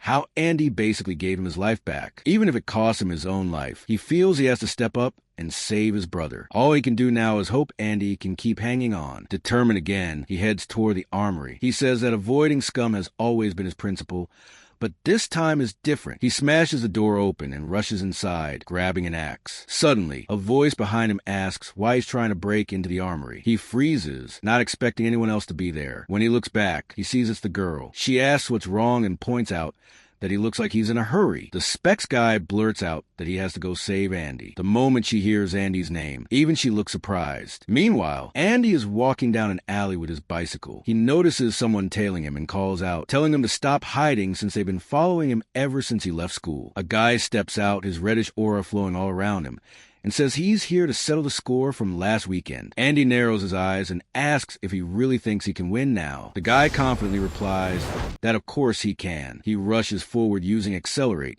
shouting about how he hasn't been training for nothing. In a flash, he uses Backstab Blink to appear right behind Andy. Andy reacts instantly and counters, disarming the bully completely. The guy stumbles back in shock, realizing Andy's attack power is actually higher than his own. He can't understand how that's possible. Andy gives him a serious look and tells him that he wasn't the only one who got stronger. With a few more moves, the enemy gets completely shaken. Something Hong Qianxing hadn't realized during their first fight suddenly hits him now. After all the hours of training and grinding, he feels it instantly as he sees Andy standing tall above him. Even though they're the same age, Qianxing realizes the person in front of him is someone he could never truly surpass. In disbelief, he asks if Andy leveled up too, demanding to know what level he's at and how he managed to do it. He keeps muttering that it's impossible, absolutely impossible. His anger and frustration start boiling over. He just can't take it anymore. He shouts that he did extra training after school, practice nonstop, and push himself all the way to level 4. He insists he worked so hard. So how could Andy possibly be ahead of him? Andy calmly tells him it's just hard work. Those two simple words make Qianxing snap even more. It's not like he himself wasn't working hard. He's been giving it everything. Then Andy asks him if he's ever died. That question throws him off, and he snaps back, telling Andy to cut the crap. He admits that he's in Andy's hands now and tells him to do whatever he wants. He accuses Andy of looking down on him this whole time. Andy doesn't deny it. He admits he has looked down on him, but adds that he doesn't actually hate him that much. He points out that Xiangxing could have ambushed him, could have called him backup, but instead came alone. He tells him it's clear he just wanted to test his strength one-on-one. Hearing this, Xiangxing knows deep down it's true, but he doesn't want to hear it from Andy's mouth. He gets even more worked up, telling Andy to stop acting like he can see right through him. He swears that either Andy takes him down today, or he'll come back to do it himself another time. Andy listens and then says he takes back what he said earlier after hearing all this nonsense. He actually does hate him quite a bit. Meanwhile, the Specs guy and the girl finally catch up and watch from a distance.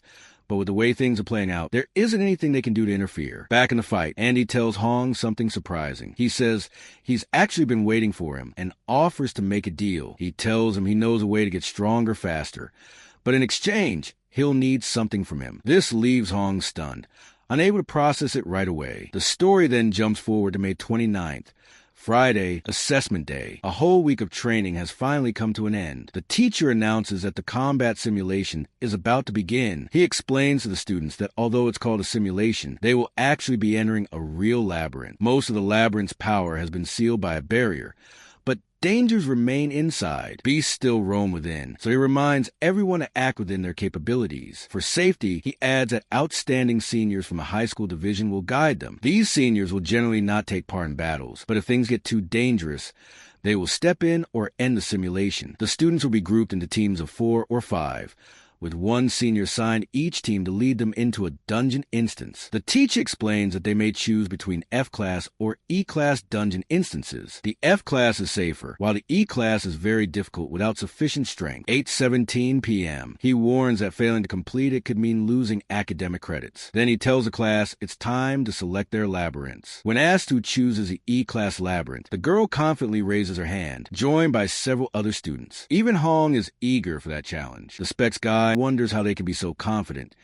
daring enough to take on such a dangerous labyrinth. One of the other friends mutters that if he didn't have a green quality profession, he'd probably choose it too. The teacher counts the votes and tells them that out of 180 students, only 8 have chosen the E-class labyrinth. The girl glances around and is surprised to see that Andy hasn't chosen E-class at all. The teacher then informs the rest of the students that they will be split randomly into groups for the F-class labyrinth. But just as the decision seems final, Andy suddenly raises his hand. He tells the teacher that he would like to challenge the school's D-class Spirit Jade labyrinth. The moment those words leave his mouth, the entire room falls into shock. None of the students had expected such an answer. If you're hyped to see what happens next, make sure you hype this video up right now. And hey, last time, you guys smashed 1,000 likes, so we dropped this one quickly. Can we hit 1,500 this time?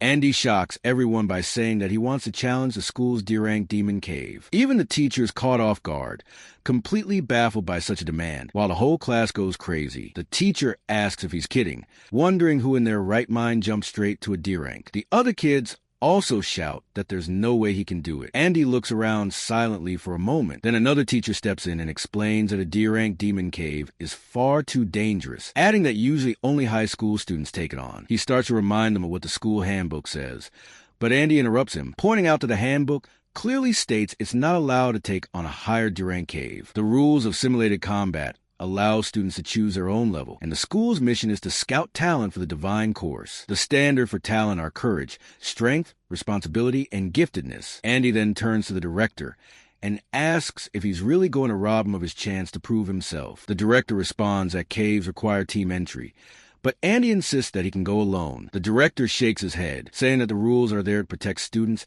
and that solo entry is forbidden. Just then, another girl raises her arm and says she'll also choose D-rank. The director is stunned and asks Chi-Yun if she's lost her mind, warning her that if something happens, he won't be able to face her father. But Chiyun smiles at Andy and explains that she wants to get the highest score too, and besides, she just wants to give it a try. Her words annoy the director even more, but Andy raises his hand again and declares that he refuses. He's going to clear it solo. This disappoints Chiyun and makes her furious. She can't believe why he keeps refusing, even as the teacher tries to calm her down. The teacher then says that Andy's refusal doesn't count. The director mutters that it's unbelievable. Andy just awakened a week ago, and already he thinks his wings are strong. The teacher adds that, in that case, the D rank run will just be the two of them, since no upperclassman is likely to risk it with them. But then a boy raises his hand and says he'll go, adding that the flowers of the nation still need someone to protect them. The teachers glance at each other, and one of them says that if Glink is going,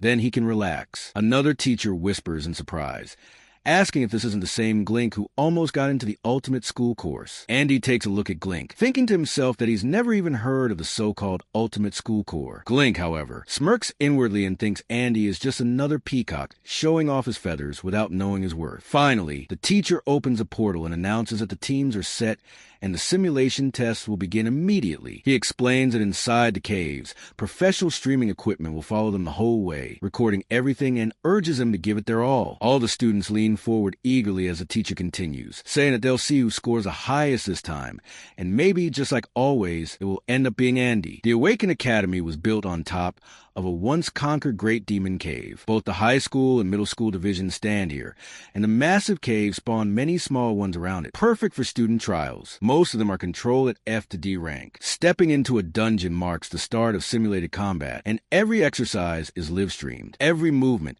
every decision, every strike is recorded. That means Andy has to stay sharp. He cannot carelessly reveal all his trump cards in front of unknown enemies while the entire academy, and maybe even beyond, is watching. The Lingyu Demon Cave is where his real test lies. As the trio makes their way inside, Jilin tries to reassure them. He tells the others not to worry, boasting that he will protect them. He explains that even in unsealed D-rank caves, he has cleared them before with others. Chiyun asks how strong the monsters in a D-rank cave usually are. Jilin answers that they typically range between E5 and D5, about level 5 to 15. He adds that the stronger monsters in the school's caves are sealed away, so D-rank beasts rarely appear, let alone a boss. Still, he warns them not to underestimate high-level E-rank monsters. Their speed and attack power can be overwhelming. After all, he says, they've only just awakened. To him, they're still small fry. He keeps going, promising that he'll find weaker mobs for them to farm credits. He tells them to relax because their senior is here,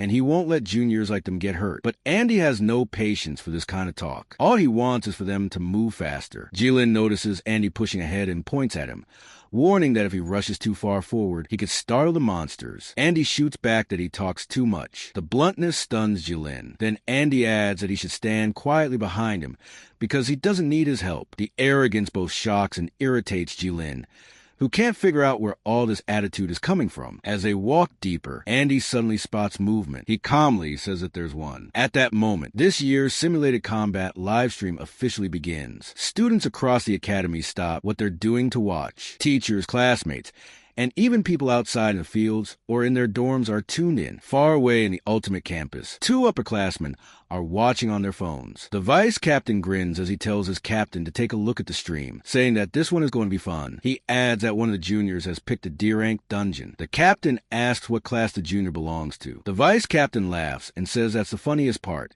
Andy is just a green warrior, the so-called most worthless class. Now, the two of them are eager to see where this kid's confidence comes from. In another corner, Andy's friend is trembling with fear inside the sealed F-class labyrinth. He stammers that they shouldn't come any closer. His teammate, a girl, reminds him that as a chanter, his job is just to stay in the back and provide buffs, not to panic. But when F-class Flamebat and a violent cat rushing straight toward him, his nerves completely give out. He mutters that he doesn't understand why an F-class labyrinth feels as terrifying, even though these are supposed to be low-grade monsters below level 1. Unfortunately, the bat and cat aren't the only threats. More creatures appear. F-class vicious fangs, star ferrets, and packs of beasts swarming in numbers. Meanwhile, inside the sealed E-class labyrinth, another group struggles to heal their injured. Time is running out, and one of the frontliners yells that if the healers can't manage, then he'll handle it all alone. But even as he shouts bravely, monsters come rushing at him in waves. He clenches his weapon tighter, vowing that he will absolutely surpass Andy one day. His stats flare: 32% critical hit, 20% lifesteal, 15% ferocity, and his determination drives him forward. Back in the sealed D-Class labyrinth, Andy cuts down a Rage Main, an E-Class beast, earning 30 experience points. He has already taken down quite a few monsters, and the steady flow of experience keeps piling up. Chi-Yun watches in awe, asking how he managed to do that, while Jilin is left completely shocked at such a display of strength. But more spider monsters skitter toward them. Andy calmly explains that all monsters here are sealed, only able to use half their strength, which makes them easier to deal with. Chi-Yun shakes her head and admits that even at half strength, Andy is taking on multiple enemies at once, and she still feels far behind him. Andy tries to reassure her, telling her not to compare herself to others and to just focus on being herself. His words lift her spirits. She smiles and teases him, asking why he always has to talk in such a cool way. Then she declares she'll do her best. Behind them, Jilin seethes with jealousy. In his mind, he curses Andy for hogging all the spotlight, reminding himself bitterly that this is supposed to be a D-Class dungeon. Out loud, he shouts at Andy not to get conceited, warning that although his performance is commendable, it's still his first time in a labyrinth. He points out that this particular dungeon has 3 chambers, which are not easy to manage, and insists that as a senior, he should give advice. But Andy ignores him completely. Instead, he turns to Chi-Yun and calmly instructs her to handle the monsters coming from the right while he takes the left. This dismissal makes Jilin's blood boil. The fight continues well enough, with the team fending off the swarm, but Jilin's irritation only grows. In his mind, he curses Andy again for ignoring him. Andy, unfazed,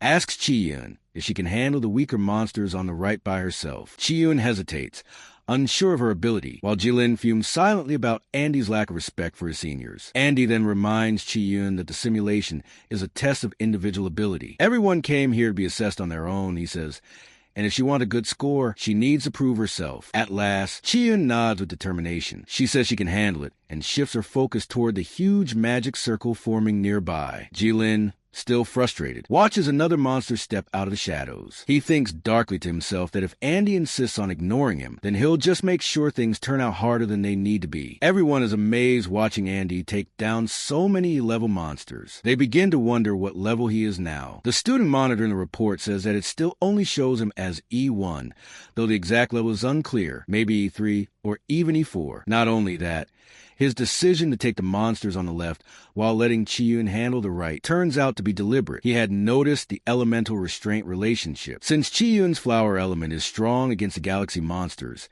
he assigned her to that side. It was a smart move, one that showed clear tactical awareness. Even the supervising teacher remarks that although the test is meant to measure individual ability, Andy still managed to make the most reasonable allocation. It proves that he has a good overall perspective. The teacher recalls how Andy had told him earlier to believe in him. Remembering that moment, the teacher smiles to himself, realizing that Andy wasn't bragging after all. He's relieved.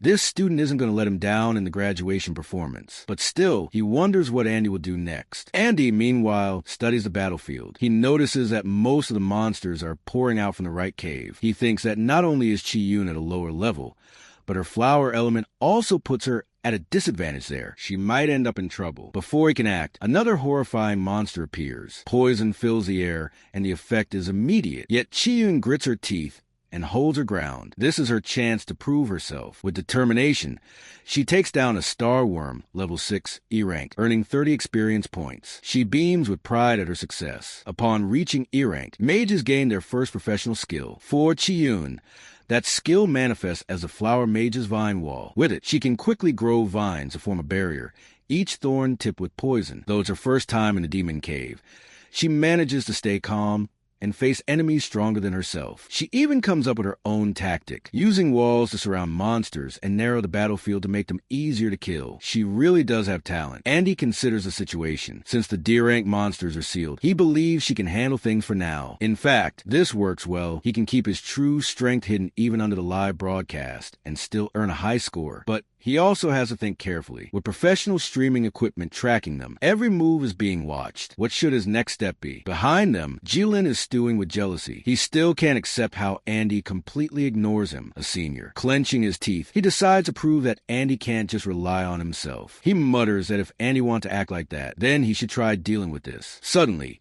a streak of arrow magic shoots past Chi-Yun and into the cave. She flinches, confused, wondering what's going on. Jilin quickly covers himself, saying that he had only meant to buff her, but asks why she dodged it. A moment later, the cave shakes with an explosion. Anyone watching might wonder if it really was a buff gone wrong, or something else entirely, but there's no time to question it. From the shadows of the cave, a massive monster emerges, a two-headed lion, its body brimming with power. The status report flickers, level 11, D rank, and this time, it seems like the so-called buff had gone to the wrong target, or maybe the right one. Andy immediately hears a loud noise and turns back toward the monster, which Chien has bound tightly with her vines. The beast roars in fury, flames spewing, and then bursts free of the restraint, lunging straight toward Chien. She freezes, thinking it's the end for her, but before the strike lands, Jilin springs into action. He raises his bow and activates Rapid, a technique that boosts his speed by more than 50% for a brief period. The power scales with his reaction time and proficiency, and with his sudden burst of agility, his figure blurs forward, unleashing an attack on the monster. Andy, watching the scene unfold,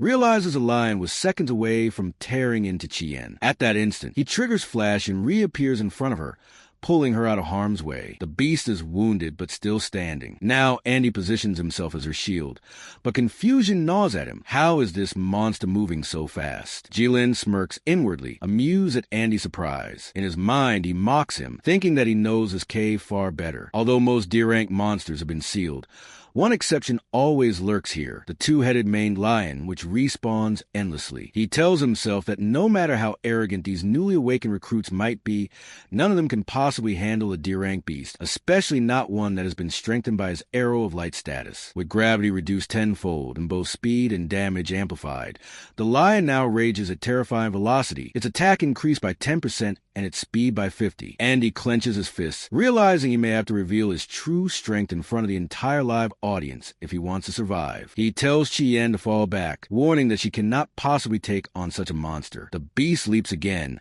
claws tearing through the air, but Chien refuses to retreat. She summons a vine wall and another, and then a third layer of entwined rattan, each one snapping into place around the lion. The thick vines bind it tightly, thrashing as it roars. Andy stares for a moment, surprised at her sudden strength. Chien steadies herself and tells him that she wants to fight by his side. She insists she won't hold him back, even against a D-class monster, determined to prove that she isn't just a burden. Jilin, watching from the sidelines, is stunned. Wasn't this the same girl who nearly got devoured moments ago? Andy studies her expression and admits that he thought she would be rattled, but she has adjusted astonishingly fast. Chien responds firmly, reminding him that she has trained too hard to falter in a place like this. Chien continues by telling him that she will not die as long as he is here. Andy, however, keeps his attention on the monster and warns her that she just used 3 levels of skills at once, and her elemental power is limited, so she should not waste it. She calmly replies that she knows. Andy's thoughts drift for a moment. In his previous life, Chien had already begun to shine back in junior high school. He remembers her introducing herself to the class, confidently declaring her dream of joining God's guild and becoming a priest. She had been a confident, optimistic, and generous young lady. Although she came from a strong family background, she was kind to everyone, served as class monitor, and always carried out her duties seriously and responsibly. Later, she disappeared from his memory, perhaps living an ordinary life, but right now she is someone he feels he can trust. As long as nothing else unexpected happens, Andy believes he can continue to hide his true strength and still clear this trial. Meanwhile, Jilin sneers to himself. He thinks about how naive Andy and Chien are, wondering if they truly believe they can rely only on themselves. He reminds himself that this vine wall cannot restrain the beast for more than a few seconds. Real combat, he insists, does not run on confidence alone. With their level of power, they have no chance against a D-rank monster that he himself has enhanced. In his mind, he imagines a moment they finally cry for help, when he will step in and remind them what it means to respect their senior. Just as Jilin predicted, the two-headed lion bursts free from the vines entirely. At that instant,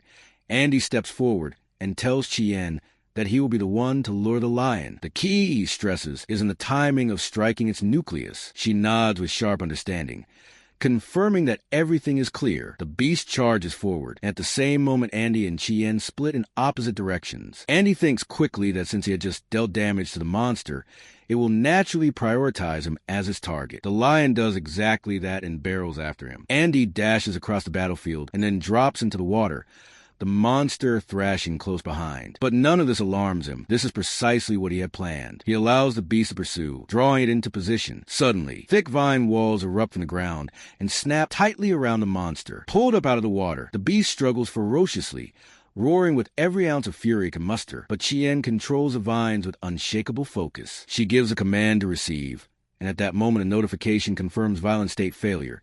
Nuclear state failure. The monster cannot break free. Poison seeps into its body, weakening it further. Andy emerges from the water and approaches Chien. He tells her that now the monster can no longer escape. The next step is simple. Finish the trial and secure the highest score. Jilin is left completely stunned, in disbelief.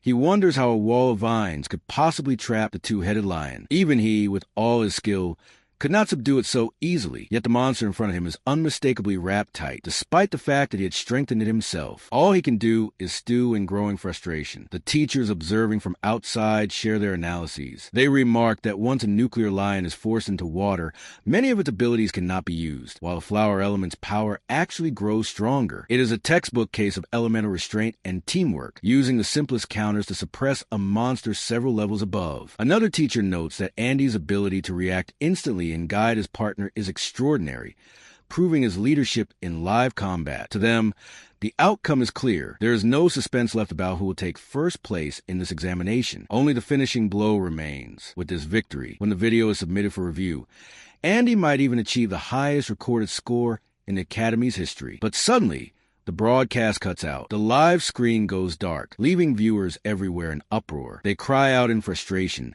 demanding to see the final strike, unwilling to miss such a decisive moment. Inside the cave, the cause is clear. Jilin, driven past the edge of his patience, has loosed an arrow at the camera and destroyed it. He smirks to himself, reasoning that without the recording, Andy cannot possibly claim the highest credit. In the cave, however, Andy praises Chien, telling her that their success was thanks to her ability. They have brought down the two-headed lion, level 11, earning 100 experience points. Chien shakes her head, insisting that she only followed his instructions. Andy corrects her again, pointing out that it was her training in elemental resistance and her flexible use of skills that made the victory possible. Without that, even his planning would not have worked. Jilin approaches then, his voice edged with frustration. He tells them to save their congratulations for later, since the boss is already defeated. As he turns to leave, he mutters that this is enough. Andy, however, does not let him go so easily. He reminds Jilin that suddenly strengthening a D-rank monster inside a D1 cave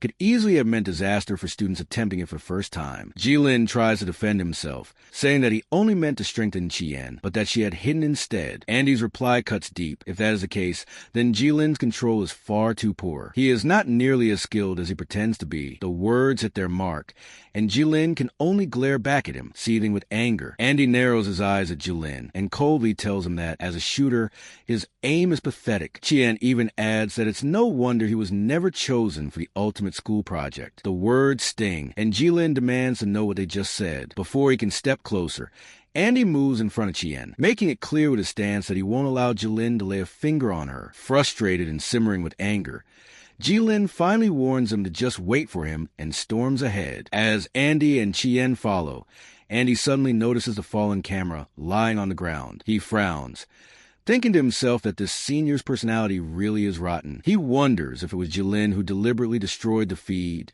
to prevent them from getting high scores. With the broadcast cut off, Andy realizes no one can see what's happening anymore. Once Jilin leaves, he'll need a permit to re-enter, and the others outside are still far away, which means Andy now has the freedom he wanted. Chien notices him stopping and asks what he is doing. Andy straightens and decides that since no one is watching anymore, he doesn't need to hold back. He tells her to stay close and assures her that from here on, he'll take care of everything. Confused, Chien presses him to explain what he means. Andy glances at the sealed gate deeper inside the cave and quietly asks her if she can keep what happens next a secret. Her eyes widen in surprise, and she demands what he means by calling it a secret. Andy simply adds that even if she were to tell others, no one would believe her. This only leaves her more confused, wondering what on earth he is planning. Andy doesn't answer. Instead, he reaches into his pocket and pulls out a gleaming stone, remembering the promise he once made, that he would return a favor. The unlocked magic stone from his uncle rests in his palm,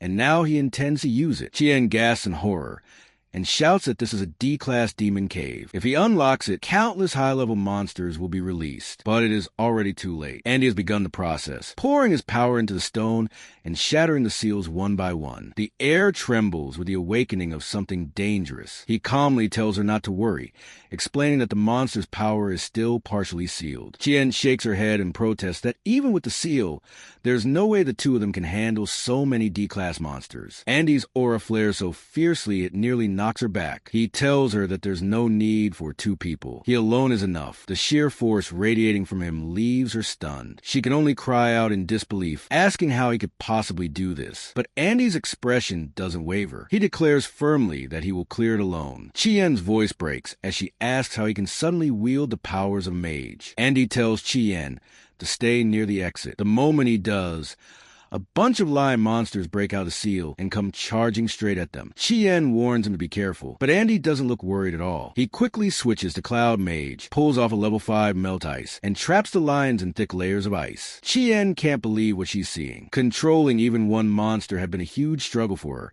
and here Andy is casually handling 3 at the same time. The lions struggle against the ice, their roars echoing in the cave. Andy mutters that these things have been sealed for way too long, so once they burst out, it's going to get messy. He says they'll need a bigger space for the fight. Chien gets the hint and steps back. Sure enough, the monsters break free with fiery explosion. A level 12 fierce flame leopard charges in, flames blazing around it. Andy sizes it up and thinks to himself that even though they're D-class monsters, their power has been cut down by at least half thanks to being locked away so long. He throws out another Melt Ice, freezing the air around them and locking the beasts up again. He keeps moving fast, switching forms like it's second nature. One moment he's a nuclear warrior, clashing head-on with a level 13 fire saber-tooth. The next moment he's back to Cloud Mage, freezing the creature mid-attack. Chien is stunned. She just can't wrap her head around how easily Andy switches professions while fighting. It suddenly makes sense why he wanted to train in the element room. It wasn't just about raw power,